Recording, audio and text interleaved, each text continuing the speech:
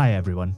This is going to be the first of our We Scotland episodes, which are going up a month before general release on Patreon, as a thank you to our supporters over there. If you're hearing this on the general feed, then people have already been enjoying this wee episode for a month. If you want to do that too, then you can check out the show on Patreon, patreon.com/Scotland History Podcast, and you can support us with a wee bit of money every month to make it easier for us to make more stuff for you to enjoy. From Be Quiet Media, this is Scotland, a podcast about history and the places we made it. I'm Michael Park. On the Drygate in Glasgow, just off Duke Street and round the corner from the Tennants and Drygate breweries, there's a wall, which sits in the middle of a housing scheme. It's not a wall you'd pay any attention to as you walk by it. It's not a wall that cries out for your attention, daubed in murals or graffiti. It's a pretty standard looking old wall, emblazoned only with a plaque which reads 1871 and shows a kind of simplified coat of arms of Glasgow. But if this wall could talk, what stories it would tell, provided the wall also had the capacity to form coherent sentences. After all, it's just a prison wall. On 10th of October 1923, the wall would have seen a woman walk across the yard to the gallows. It would have seen her climb the steps and stand silently for a moment as the guards from Duke Street Jail milled around her, and the two nuns who came to offer what little solace they could in her final moments stood by. Eyes appeared at windows, beady, expectant. If the wall could talk, it would say that when the executioner went to put the white hood on to hide the ungodly expression that would cross her face when the noose tightened and snapped her neck, that she told him, "Don't put that thing over my head." Susan Newell died that day for what she had done, what she maintained until her last day that she hadn't done. Her life had been an unhappy one. She was divorced and had remarried, but her husband, John Newell, was a real piece of work, and they argued constantly until one night she beat 7 bells out of him and he ran off to stay with his sister.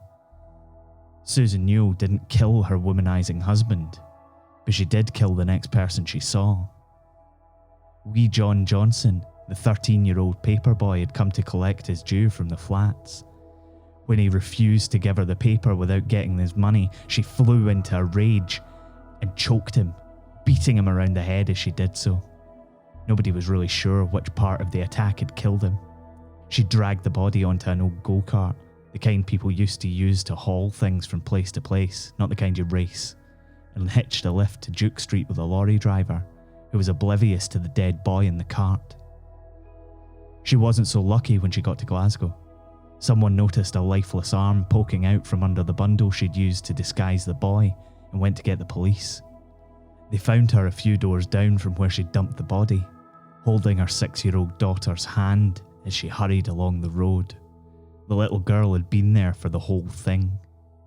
She claimed that her husband had actually killed him and had forced her to move the body to cover his tracks. The police arrested John Newell straight away before his several watertight alibis, which put him at his brother's funeral in Haddington, really put the sword to Susan's story. It was the testimony of wee Janet MacLeod, the little girl who had been dragged by the hand through the whole grisly affair that sent her mother to the gallows. She told the court that Susan had killed the boy and told her what to say if they were questioned by the police.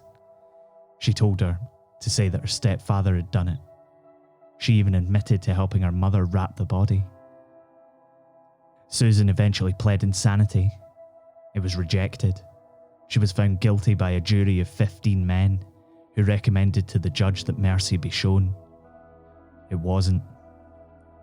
She reached the end of the rope in the yard of Duke Street Jail, just yards from where she was caught, just yards from that wall, on a rainy Wednesday in October 1923, the first woman to be executed in Scotland since Jessie King in 1888, and also the last.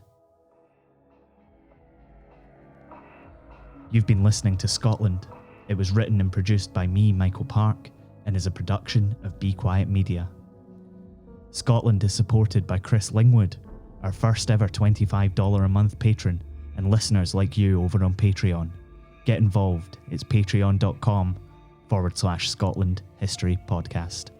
You can find out more about the show on our website, thisisscotland.co, and on Twitter, Facebook, and Instagram by searching Scotland Scottish History Podcast.